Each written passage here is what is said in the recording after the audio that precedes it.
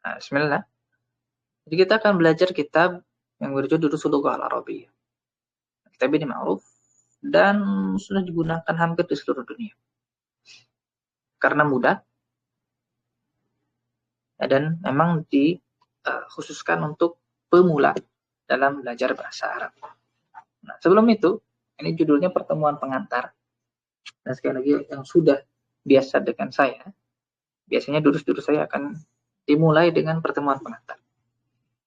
Itu untuk menjelaskan dasar-dasar dan juga konsep umum tentang ilmu yang akan dipelajari. Kalau bahasa kerennya kita akan belajar dulu roadmap-nya agar tidak nyasar gitu. Agar terbayang startnya di mana, berakhirnya di mana.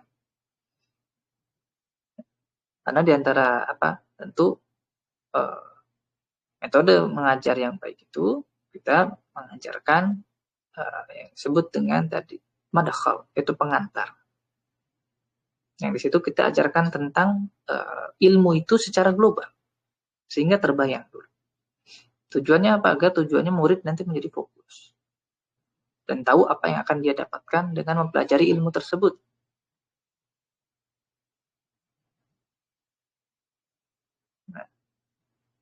Nah, dalam belajar bahasa Arab itu, nanti untuk metode kita di sini saya akan bukakan PDF-nya. Nanti teman-teman kita akan beli kitabnya. Ini murah ya. Versi yang saya gunakan di sini yang bisa cetak sendiri juga. Ini yang memang yang 4 jilid ini. 1/4 ya. Yang kita gunakan bukan yang gontor, ada yang versi gontor. 3 jilid, salah. Tapi kita pakai versi yang ori di sini. Saya pakai PDF-nya, nanti saya akan kirim PDF-nya. Pekan depan baru kita akan sentuh kitabnya. Ini kita baru pengantar. Ya. Jadi memang belum masuk ke situ. Nah, ilmu bahasa Arab itu ada apa saja sebenarnya? Kita akan masuk ke sini. Nah, sebenarnya ilmu bahasa Arab itu ada apa saja? Secara umum, itu ya, ilmu bahasa Arab itu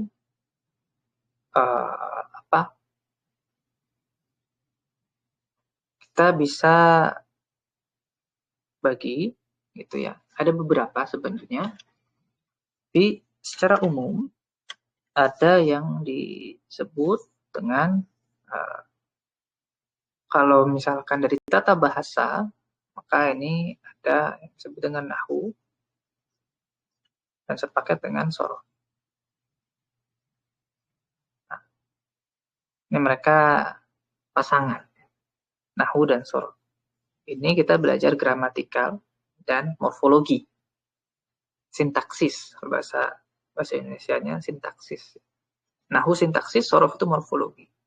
Artinya kita belajar bagaimana menyusun suatu kalimat dan bagaimana kita mengembangkan suatu kata menjadi kata yang lain. Di nahwu itu sederhananya kita belajar tentang SPOK, subjek, predikat, objek, dan keterangan. Sehingga menjadi kalimat yang bisa difahami, memiliki makna. Adapun sorof itu morfologi. Kita bagaimana membuat suatu kata dari kata yang lain. Fungsinya apa? Fungsinya itu agar kita memperbanyak kosakata. Misalkan kita dari kata pukul menjadi memukul, yaitu perbuatan, menjadi pemukul, pelakunya, dan juga yang dipukul, itu objeknya. Sehingga kita bisa membuat kalimat dengan siapakah yang memukul orang yang dipukul. Nah, itu kan sebenarnya sudah jadi kalimat sempurna. Meskipun kan tidak jelas siapa yang dipukul dan siapa memukul. Tapi kan fungsinya, dari satu kata kita bisa mengembangkan menjadi kata-kata yang lain. Sehingga nahwu dan sorof itu tidak bisa lepas ya, dari hal tersebut. Ya, tidak bisa lepas. Itu. Nah, kemudian nanti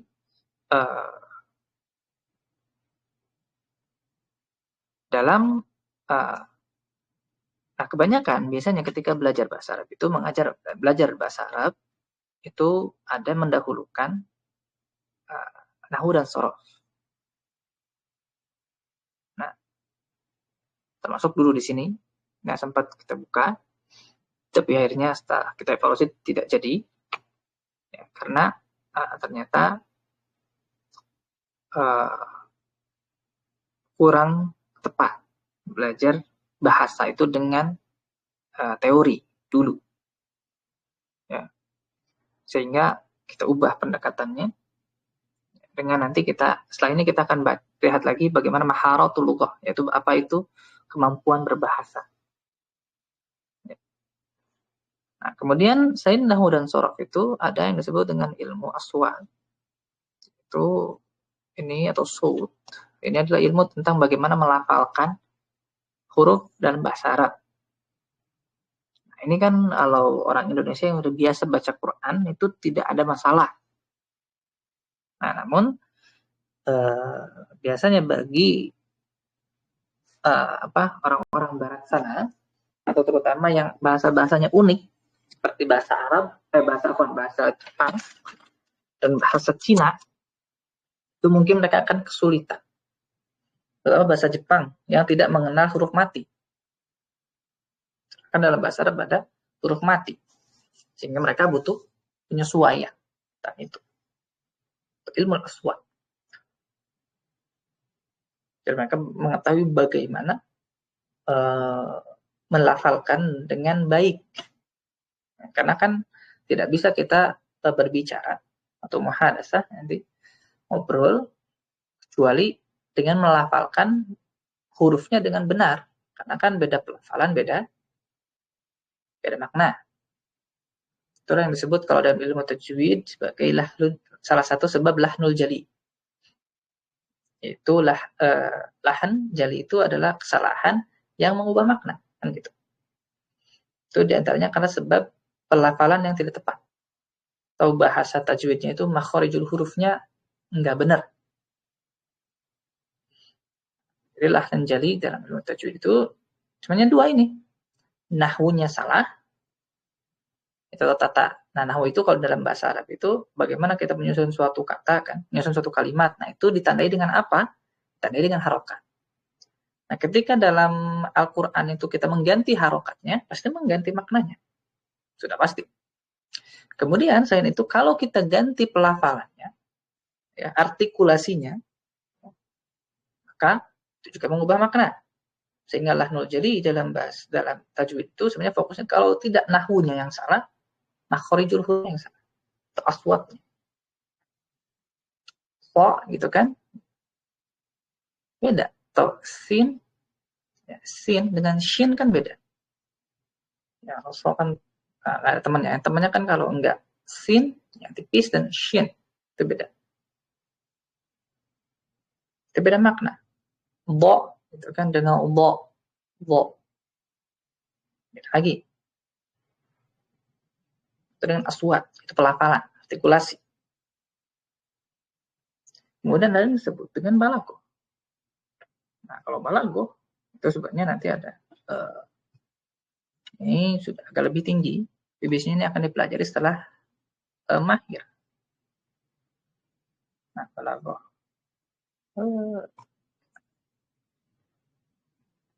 Atau keindahan. Balago itu keindahan bahasa. Jadi tentu kalau sudah bisa bahasa Arabnya dengan baik, itu belajar pada balago. Yang ini sebenarnya nanti ada nanti pecahan yang lebih tingginya itu disebut dengan adab wa syi'r nanti. Ini bisa sepakai. Adab itu sastra. Balago itu keindahan bahasa. Dan syi'r itu puisi. Nah, biasanya nanti levelnya kalau aswat kan itu kita sudah anggap sudah selesai gitu ya. Sudah selesai orang Indonesia karena biasanya udah bisa ngaji. Nah, biasanya levelnya pertama belajar nahwu suruf dulu. Kalau dari sisi teoritisnya. Kemudian nanti dia bisa belajar balaghah. Baru setelah itu dia belajar adab wa syi'r. Level tingginya ini. Sastra. Nahwu suruf, balaghah, dan adab wa syi'r. Nah, jauh sebelum itu perlu belajar atau perlu mengumpulkan dulu bekal untuk memenuhi ini semua, karena ini teori, nahwu teori, sorof teori, balaghah teori, adab dan syiar teori. Maka jauh sebelum itu kita akan harus ya, mengumpulkan apa yang kita sebut dengan mufradat. Jadi kita harus mengumpulkan dulu kosakata yang banyak. Karena kita nggak bisa menyusun kalimat kalau kita nggak punya kosakatanya. Kita nggak bisa mempraktekkan nahwu kalau kita nggak mengetahui bahwa misalkan tabib itu adalah dokter. Atau misalkan kursi itu adalah kursi. Atau maktab itu adalah meja. Kalau kita nggak tahu produk-produk tersebut, nah kita nggak bisa. Sehingga kesalahan paling utama dan membuat orang-orang mundur teratur dalam belajar bahasa Arab itu adalah mereka memulai dengan teori dan tidak memperbanyak kosakata. Sedangkan ketika kita dulu belajar bahasa, baik itu bahasa daerah maupun bahasa Indonesia, apa yang pertama kali kita ajarkan kepada bayi? Apakah kita ajarkan kepada bayi yang umur 2 tahun, 1,5 tahun itu, kita ajarkan mereka untuk, Dek, nanti ngomongnya subjek dulu, kemudian predikat, kemudian objek ya. Gitu. Pertanyaannya, bayi mana tahu gitu, hal tersebut. Tahu-tahu disuruh untuk nyusun subjek, predikat, objek. Tahu subjek aja apa tuh nggak tahu. Terus disuruh ngajarin, terus disuruh belajar predikat itu apa dan objek itu apa. Tapi dia nggak bisa mengetahui bahwa subjek itu biasanya digunakan itu adalah pelaku. Pelaku itu pemukul, pengajar, pembelajar. Dia nggak pernah tahu ada kosakata itu. Sehingga sama, ketika teman-teman mungkin belajar bahasa Arab merasa gagal, nah karena biasanya thoriqah, ya, memang yang ma'ruf di Indonesia dan hampir di seluruh dunia, thoriqah belajar bahasa Arab itu dengan qawaid wal tarjamah namanya. Qawaid wal tarjamah itu adalah bagaimana kita belajar bahasa dengan teori nahwu dan sorof dan menerjemahkan kitab. Itu adalah metodologi yang ma'ruf di pesantren-pesantren. Sehingga bagi santri yang memang dia membutuhkan itu, yang memang dia niatnya untuk santri dan untuk nyantri gitu, dan fokus belajarnya untuk memahami literatur bahasa Arab atau literatur ilmu syar'i, itu cocok mereka. Meskipun nanti efek utamanya adalah dia memiliki kelemahan itu ya dalam masalah muhadasah. Nah, sekarang kita akan masuk ke 4 maharah lughah. Atau yang kita sebutkan 4 kemampuan bahasa. Nah, 4 kemampuan bahasa ini kan kita ketahui bahwa bahasa itu ada yang kita sebut sebagai speaking atau berbicara, bahasa Arab disebut dengan muhadasah.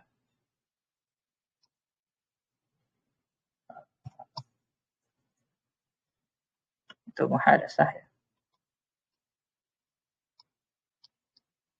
Itu ngobrol. Nah, ada yang kita sebut sebagai qiraah atau baca. Ada yang kita sebut sebagai istima, yaitu dengar. Ada yang kita sebut dengan kitabah, yaitu nulis. Nah, ini adalah 4 maharah lughah. Mendengar, speaking, muhadasah berbicara atau speaking, qiraah atau reading, istima itu listening, dan juga kitabah atau writing. Ini hampir semua bahasa sama. Nah, pertanyaannya, ketika kita belajar untuk suatu bahasa, mana pertama kali diajarkan? Apakah kita ajarkan dia baca dulu? Apakah kita ajarkan dia untuk dengar dulu? Atau kita ajarin dia untuk nulis? Nah, jadi pendekatan mempelajari bahasa ini, itu yang akan menentukan bagaimana bahasa tersebut diakuisisi atau kemampuan berbahasanya diperoleh. Dan semua sepakat, itu ya bukan sepakat, sebanyakan tentu paling mudah itu ngajarin ngobrol dulu. Itu ngajarin muhadas. Tapi tentu tadi kita singgung di awal bahwa semua hal ini tidak akan berlaku kecuali kita sudah membekali orang tersebut yang mau belajar bahasa ini dengan apa yang kita sebut dengan mufradat. Itu kosakata. Kita kan ngajarin bayi itu, Dek, ini buku, ini kursi, sambil menunjukkan. Ini rak, ini nasi, ini air, itu kan. Nah akhirnya mereka kan nggak ngerti dulu nyusun kalimat bagaimana, sehingga mereka mendapatkan menyusun kalimat itu muktasabatnya ya bisa aja gitu. Nah, tapi yang pertama kali diajarkan kepada mereka itu adalah nama-nama. Itu istilahnya kita sebut dengan kosakata. Nah, maka kesalahan paling dasar orang yang belajar bahasa Arab atau bahasa apapun itu dia tidak memperbanyak kosakata dan fokus kepada kaidah, sehingga terasa langsung fluid bahasa Arab itu. Kenapa? Karena langsung diajari nahwu. Yang orang Arabnya sendiri itu kagak ngerti juga sebenarnya. Yang orang Arab sendiri juga pusing belajar nahwu itu. Sama seperti kita disuruh bahasa Indonesia dengan EYD, yang ejaan yang dibenarkan, atau QEB istilah yang terbaru. Kalau tidak salah seperti itu.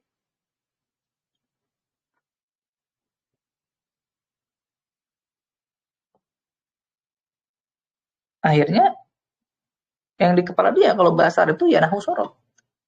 Padahal nggak begitu. Emang orang Arab di sini bisa nahwu sorof? Enggak. Yang belajar nahwu sorof mah ya, belajar aja gitu. Mereka di sini ngomong kayak kita di Indo kan, kalau kita berbicara bahasa Indonesia gitu kan. Di Indonesia misalkan. Ya orang ngomong aja, nggak pakai aturan tata bahasa Indonesia. Yang penting kan paham, sama-sama paham. Kan tujuan berbahasa itu untuk menyampaikan maksud. Kalau sudah tersampaikan maksudnya, mau itu pakai aturan EYD maupun tidak, ya sama saja. Bahasa Arab juga sama.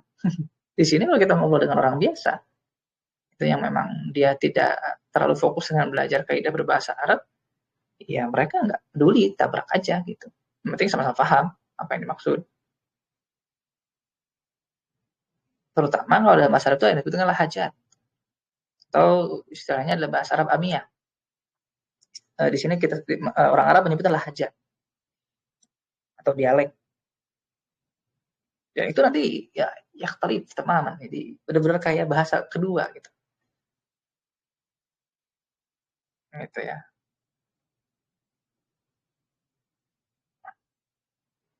Nah, dia untuk berbicara tuh dia punya kan bahasa sendiri kan.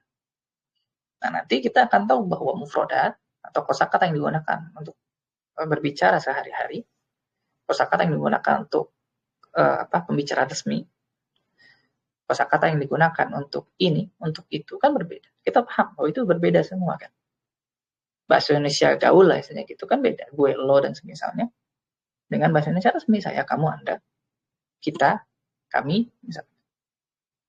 Dan kalau kita bilang gaya bahasa, itu bahasa Arabnya uslub, yang digunakan untuk menyampaikan maksud juga berbeda. Antara bahasa Indonesia resmi dan bahasa Indonesia gaul. Ya bahasa Arab Amiyah itu bahasa Arab gaul. Begitu. Yang simpel-simpel, yang sederhana, yang orang langsung paham. Adapun bahasa Indonesia resmi atau bahasa Arab Fusha di sini, nah, itu beda lagi. Kan ya tamaman, berbeda, benar-benar berbeda kan bahasa Indonesia gaul. Kalau kita belajar Sama seperti kita melihat bule gitu ya. Bule kan kalau ngomong bahasa Indonesia kan rapi sekali, formal sekali. Kita kan jadi kayak tergelitik gitu. Sama seperti orang Arab ketika orang luar pertama kali sini dan dia belajar bahasa Arab Fusha atau bahasa Arab resmi, nyampe ke sini, bahkan hatta orang Arabnya ada nggak ngerti, nggak paham bahasa Arab Fusha. Itu bahasa Arab resmi lah, bahasa Arab formal. Karena mereka udah terbiasa pakai bahasa Arab amiyah atau lahajat masing-masing.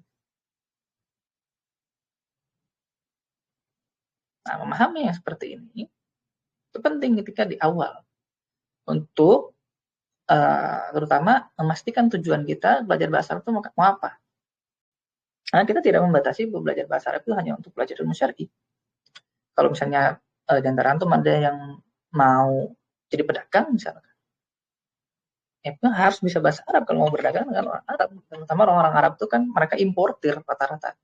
Dan mereka importir bahan-bahan baku biasanya, seperti kalau misalkan di antara impor terbesar Arab itu mereka impor kayu gaharu. Mereka senang sekali dengan gaharu. Dan banyak impor-impor lain. Mereka butuh kayu biasanya. Karena kalau di Arab tuh kayu tuh nggak boleh, pohon tuh ada aturan tidak boleh ditebang kecuali dengan aturan tertentu. Sehingga mereka kayu itu biasanya impor dari luar. Kayu yang biasanya diimpor. Nah, ini beda kan, tujuannya apa? Kalau cuma sekedar mau ngobrol, ya nggak perlu belajar nahwu sorof. Yang penting bisa ngobrol aja. Selesai masalah. Berarti sama-sama paham. Nggak perlu fokus belajar mubtada, khobar, belajar apa, ada fa'il, maf'ul, dan semisalnya, nggak usah. Belajar balaghah, apalagi nanti ada insya, ada khobar, gitu ya. Ada hasr, ada adab syair, belajar lagi tentang syair Arab yang, aduh, bikin pusing kepala. Nah, akhirnya itu juga yang membuat orang mundur teratur. Dan tentu nanti metodologi belajar suatu bahasa itu ada yang general bisa dipelajari oleh banyak orang, ada yang benar khusus. Seperti kalau qawaid wa tarjamah, kita belajar dari suatu kitab kita terjemahkan, itu cocok untuk orang-orang yang memang punya semangat tinggi dan kemampuan yang kita sebut mungkin kognitif yang lebih tinggi dibanding orang biasa. Cuman kelemahannya nanti, qawaid wa tarjamah ini dia akan memiliki kelemahan bahwa dia akan menghasilkan sesuatu yang disebut dengan wasitoh, yaitu menjadi ada bridging, ada suatu penjembatan yang itu menghalangi, sehingga apa? Ketika kita mau ngomong, kita mikir dulu bahasa Indonesianya kemudian diterjemahkan. Ini yang menjadi problem, dan itu saya alami pribadi, karena dulu saya belajar dengan itu qawaid wa tarjamah, saya nerjemahin kitab itu kan, kemudian saya terjemahin teks lah, istilahnya begitu. Kemudian baru kemudian saya pahami dari terjemahan itu. Nah, akhirnya menurut metodologi pengajaran bahasa Arab itu, ini adalah satu metodologi yang memiliki kelemahan utamanya adalah dia akan menghasilkan seperti bridging. Jadi ketika saya mau ngomong A, saya mikir dulu bahasa Indonesianya, mau saya terjemahkan bahasa Arab, baru saya ngomong. Nah, itu membuat jadi ada kayak jeda waktu mikir.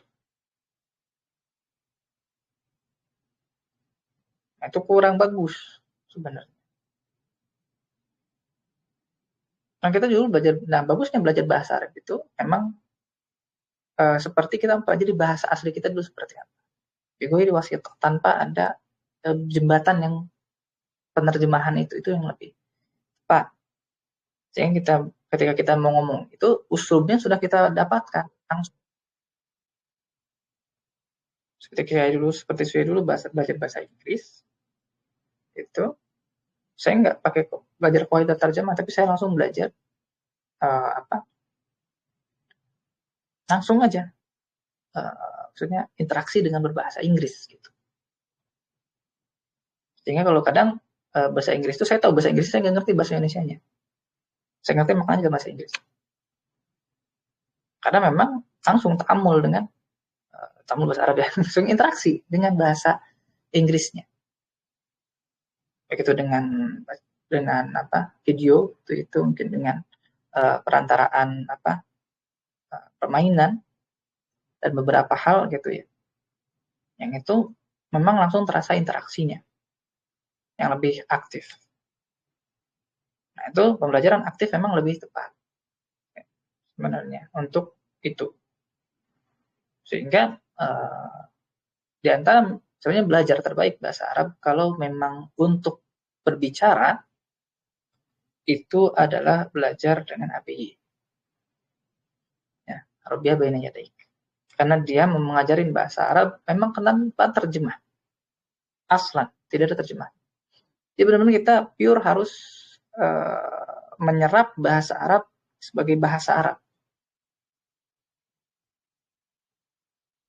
Jadi kita menjadikan kemampuan bahasa Arab itu sebagai kemampuan yang langsung diperoleh. Muktasaban, gitu istilahnya.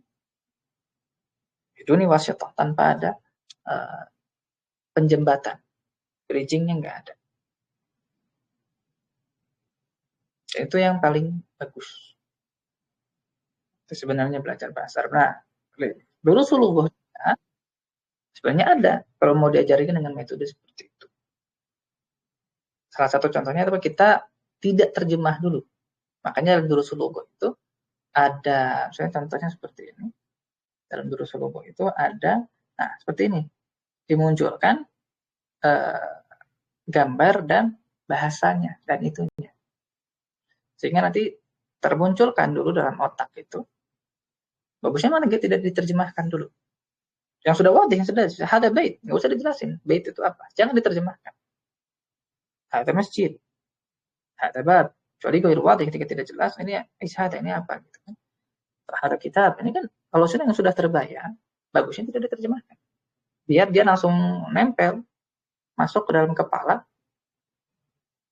kama huwa atau kama hiya. Seperti itu saja sudah. Boleh tidak diterjemahkan. Jadi kita lihat gambarnya, sama seperti kita ngajarin bayi, kita liatin bendanya, itu kan, bayi, dek, nih, ini buku nih, diliatin gitu bukunya, bentukannya, kan dia menyerap dengan matanya. Kemudian dia mendengar istilah untuk buku dalam bentukan syakal atau bentukan seperti itu, ya dia langsung paham. Nah, nanti, maka yang terlatih kedua adalah istima nanti. Setelah muhadas dan istima, dia menambah mufradat itu dengan tadi ngobrol langsung, kemudian dia mendengar. Nah, kemampuan menulis dan membaca itu datang belakangan. Terutama setelah dari dua istima dan muhadharah ini, keduanya bisa menghasilkan kosakata yang banyak sekali. Tujuannya kan kita mendengar dan ngobrol itu kan transfer kosakata sebanyak mungkin. Ya, sehingga nanti insya Allah dalam durusul lughat ini kita akan membacakan itu ya tanpa terjemah. Mungkin sekitar 3 kali tanpa terjemah dulu biar terbayang dulu, mengira-ngira dulu maknanya apa. Dan nanti kita akan terjemahkan di beberapa titik. Sehingga benar-benar muktasab dia bisa diambil secara itu sebagai bahasa gitu. Tanpa ada perantara bahwa ini kita terjemahkan dulu gitu kan. Kalau yang sudah jelas begini kita tidak akan terjemahkan. Dan insya Allah nanti nah seperti tamrin, ini tamrin, mana tamrin? Nah saya tidak akan terjemahkan tamrin. Dan saya tidak akan terjemahkan. Tamrin, nanti tamrinnya itu akan saya buatkan Google Form untuk bisa dijawab. Gitu ya. Tamrinnya nanti saya akan buatkan Google Form untuk dijawab. Ya, jadi yang memang ikut ke dalam kelas ya resmi gitu ya. Sudah mendaftar kemarin, nanti kita akan ada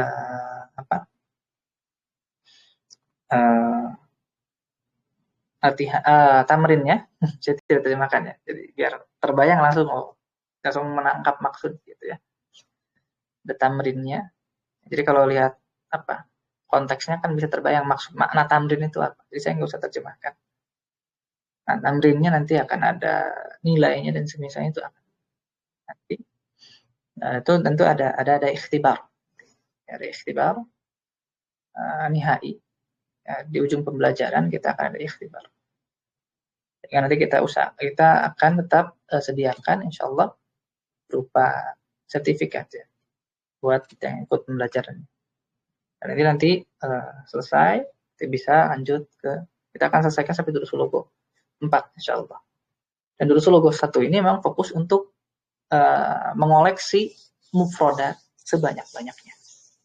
Mengoleksi kosakata sebanyak-banyak. Baru nanti di jilid-jilid berikutnya itu mulai diajarkan teori. Nah, jadi benar Durusul Logo tuh kita di jilid 1 tuh nggak diajarin teori dulu banyak-banyak nggak. Fokusnya nambah mufradat sehingga nanti ketika masuk ke Durusul Logo 2 mulai diajarkan teori. Nah, tapi nanti PR menambah mufradatnya itu akan kembali kepada pembelajarnya. Ingat bahwa tidak ada pelajaran yang tamaman yang semuanya disuapin gitu. Pasti harus ada usaha dari si murid untuk menambah lebih. Jadi kalau misalnya saya bilang, kita tanyakan, kalau belajar Durusul Logo 1-4 bisa mahir bahasa Arab nggak? Jawabnya enggak. Dia seperti pintu masuk. Dia akan punya bekal. Tapi untuk mahir, belum. Tapi dengan modal belajar Durusul Logo 1-4, dia sudah punya bekal yang cukup untuk habis itu lanjut ke, tergantung dia mau kemana gitu setelah itu. Apakah dia mau fokus ke muhadasah, mungkin daftar ABY, kemudian atau dia mau fokus kepada qawaid wa tarjamah. Saya pengen bisa baca kitab gitu. Itu kan kembali itu Durusul Logo itu dia adalah al-muntariq al-awwal.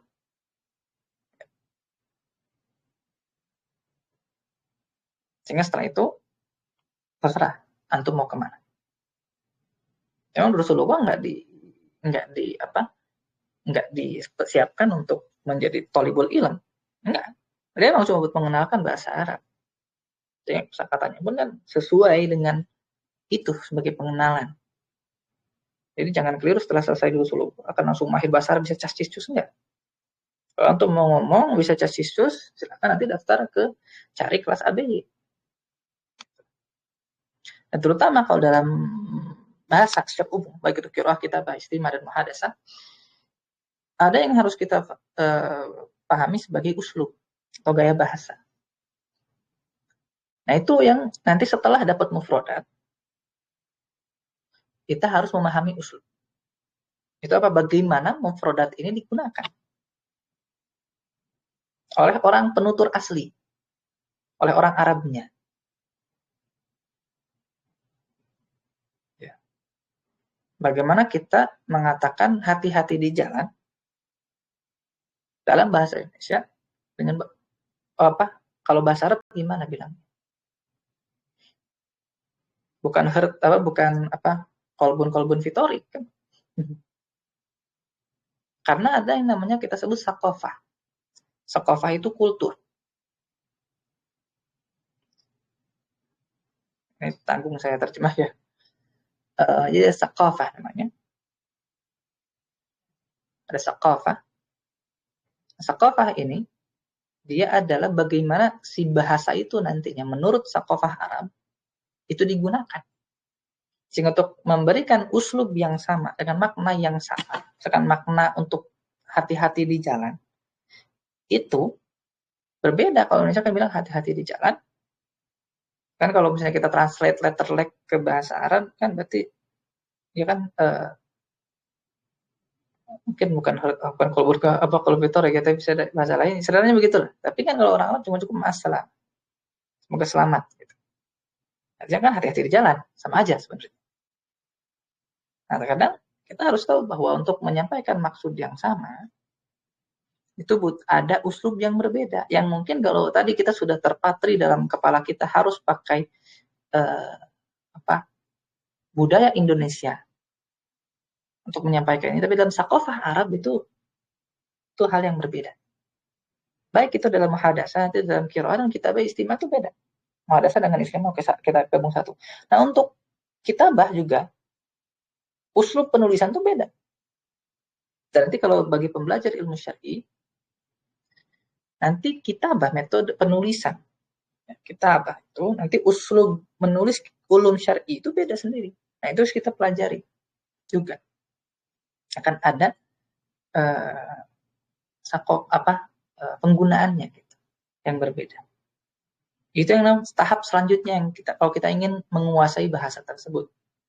Dan itulah yang lebih cepat terasa kalau kita memang tinggal di lingkungannya, langsung menyerap secara langsung dari lingkungannya, sakofah itu. Seperti saya contohkan tadi bahwa beda sekali gitu ya ketika di sini misalkan istilah untuk nanya apa, ya udah coba Anda bilang gitu. Coba Anda bilang, kamu mau ngomong apa? Nah, itu kan dalam bahasa begitu. Kalau dalam bahasa Arab lahjah Buraidah, ini Buraidah ya. Coba dengan satu kata, sam.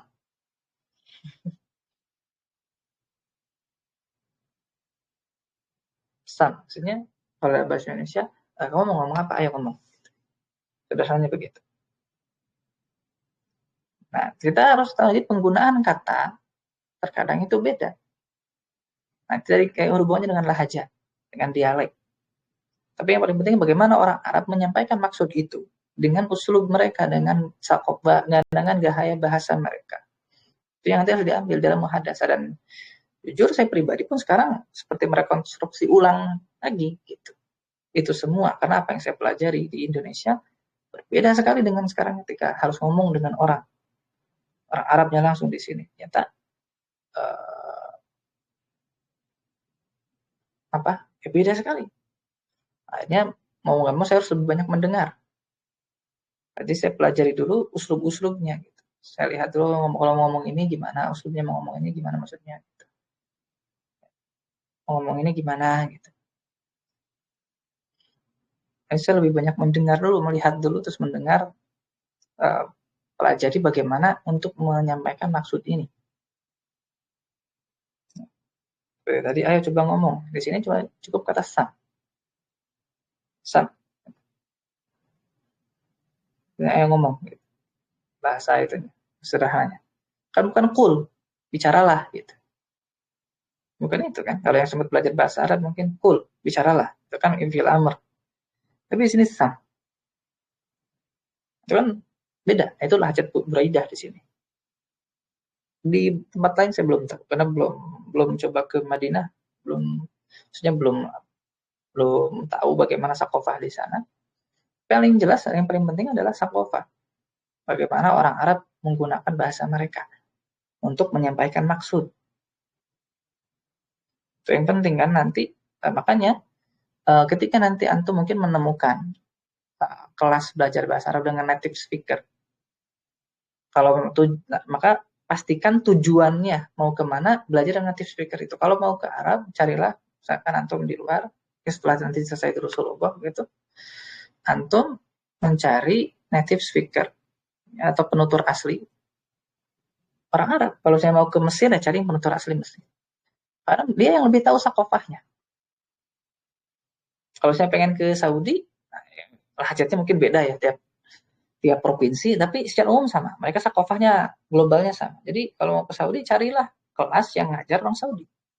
Kalau mau ke Yaman, cari yang Yaman. Karena sakofahnya akan beda. Sakofahnya beda. Makanya ketika ada ikhtilaf, kalau yang tahu sejarah penulisan Al-Quran,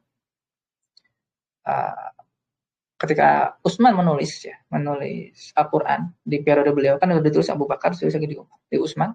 Utsman mengatakan kalau ada ikhtilaf tulis dengan lughah Quraisy. Ya kan? Lughah Quraisy karena itulah Al-Quran itu dipahami dengan sakofahnya orang Quraisy. Karena Nabi Muhammad adalah kaum Quraisy. Maka dengan lughah mereka lah Al-Quran ditulis. Karena dengan metodologi mereka, gaya berbahasa mereka. Karena Arab waktu itu banyak sekali dialek. Selain Quraisy masih banyak. Tapi oleh karena itu Al-Quran ditulis dengan bahasa Quraisy yang sudah mengakomodasi 7 ahruf. Nah, itu penting sakofah. Ya, terutama kalau mau belajar bahasa, belajar ilmu syar'i, ya. Terus saya juga ditekankan waktu itu oleh guru saya, Syekh Muhammad Al-Yahya, ketika saya belajar usul fikih itu, antum ketika mau mempelajari bahasa Arab, mau nggak mau antum harus dapatkan sakofahnya, sakofah orang Arab. Karena terutama kalau ilmu syar'i, nanti kita harus tahu bagaimana orang Arab, terutama pada zaman sahabat, ya, menggunakan kalimat ini itu maknanya apa? Harus tahu. Karena apa yang dipahami oleh para sahabat di zaman itu berbeda dengan apa yang kita pahami di zaman ini. Sehingga muncullah ilmu seperti ilmu usul fikih untuk menjaga metodologi itu. Metodologi memahami wahyu bahasa Arab menurut pemahaman para sahabat. Ini salah satunya adalah bagaimana budaya saat itu memahami kalimat seperti kalimat yang tertuang dalam Al-Quran dan As-Sunnah. Jadi nggak bisa dipahami dengan pemahaman sekarang. Maka kita kembalikan kepada antum yang mau belajar di sini, mau kemana arahnya? Mau muhadasah saja, atau mau qiraah saja, mau kita baca istimewa, tapi insya Allah di kelas Durusul Lughah kita akan fokuskan kepada basic, ya. Ketika mau belajar bahasa, ya kita akan bekali dengan kosakata dulu, terutama. Ya. Dan insya Allah nanti kita mungkin ya, kita akan fokuskan ke situ, dan kita akan sebisa mungkin tidak akan menggunakan terjemah, kecuali dibutuhkan. Ya, biar nanti antum menyerap bahasa Arab itu sebagai bahasa, bukan sebagai terjemahan. Karena itu akan beda. Kalau sebagai terjemahan nanti akan ada wasito, akan mandek gitu mikirnya, jadi dua kali mikir otaknya.